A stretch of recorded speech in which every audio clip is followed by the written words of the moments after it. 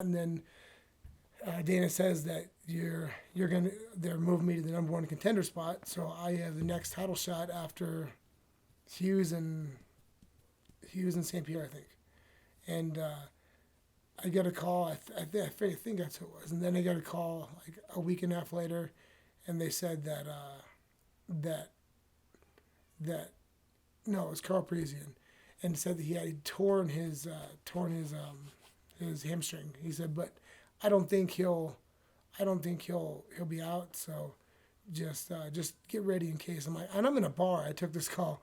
I'm drunk in a bar, and I'm like I'm 220, man, fucking, and the fight was like in 2 weeks, and he's like, just start getting in shape, get out, stop drinking. I'm like, okay, and I still like half-heartedly, didn't think it was gonna happen. Next day he calls and says, because I knew I was getting a title shot. I didn't think it was gonna be for like 4 months, so I thought I was gonna get the winner of these two, and then they thrust me into this, which just mentally fucked me because I was just uh, up at Militich training with Matt and beating on him. So I'm in my mind, I'm a lot better than him, but mentally, just I wasn't ready. So when I went to Utah, and this guy Monty Cox managed everybody at Team Militich, and he told them not to train with me at all. No one trained with me. He called Jeremy.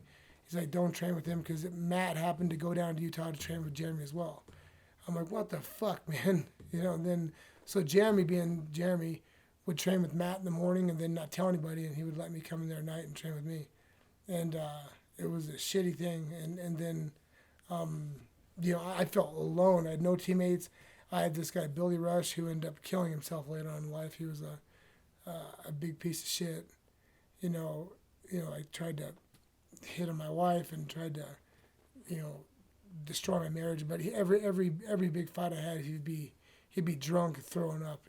He did it to Rich, did it to Jeremy, did it to a lot of people. But he was the only person I had there with me constantly. So mentally, it was bad. So I actually went home, back to Phoenix, like the last week before the fight, and just to kind of get some solace, see Lisa, and feel normal. But I mentally wasn't ready for that fight. I remember staying out at my mom's house, which me and my mom, got together later on, like a few years before that. So like I was having nightmares about that fight. Not because I wasn't afraid of Matt. I just trained with Matt, and I was like, fucking, I am the man.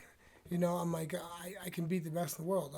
That's when, getting ready for the Lytle fight, I'm like, I'm really good. And then, but the whole thing with Monty kind of having everybody ostracize me, and, and like Joe Rogan said something like, like when Joe accepted the fight, they were kind of like, fucking, sorry, bro, you're out of here. Like they kicked me out, and which wasn't the case. It was Monty told him not to. He told the only person I was going to be with is Jeremy.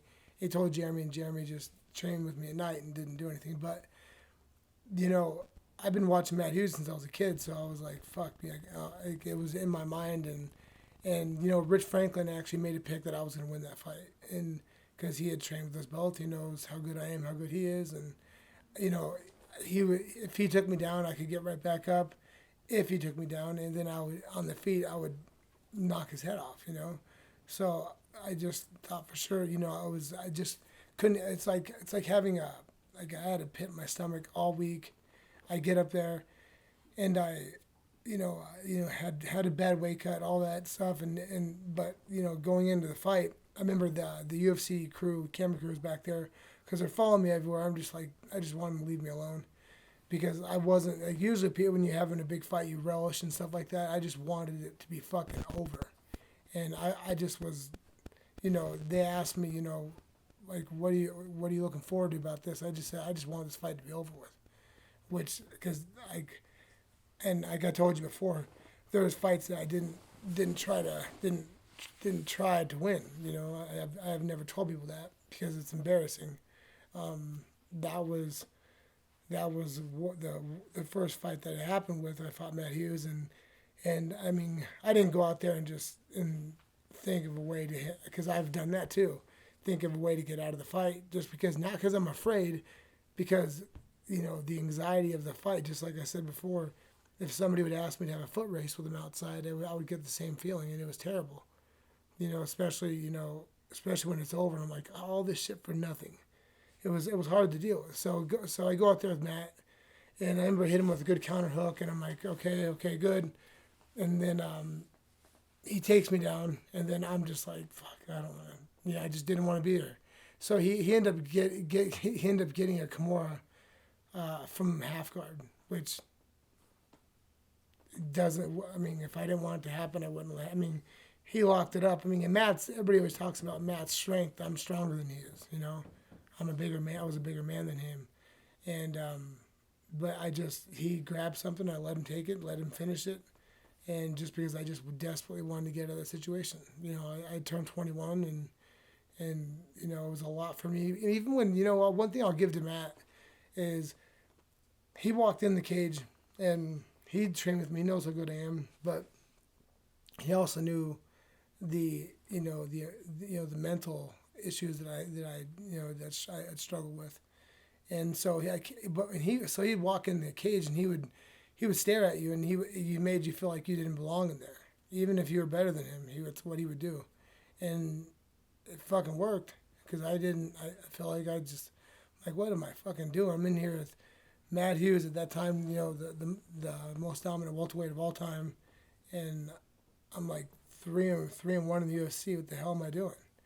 You know, and even though I trained with him, I was better. I was better than. I'm a better fighter than he was. I just, you know, just mentally, that's how this sport is 80% mental, you know, and if you're not there, then, and if you don't, that's why when they talk about people not showing up, it's that. If you don't mentally show up, you're just fucked. So, you know, I just gave that fight away. And it's, you know, a lot of people know me for that, which sucks, because, you know, I did not put on a good performance at all, but just let that fight go.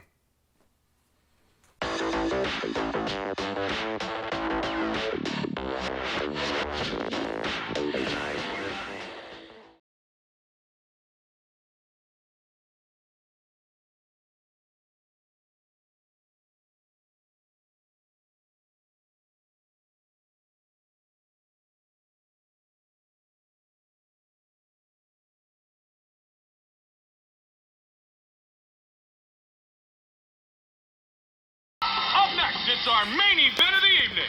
I'm a dangerous fighter. He's sweating bullets right now. I know it. I can't see him being really happy about, you know, fighting Matt Hughes. You know, I'm not the type of guy to go out and take it easy on people. Matt Hughes?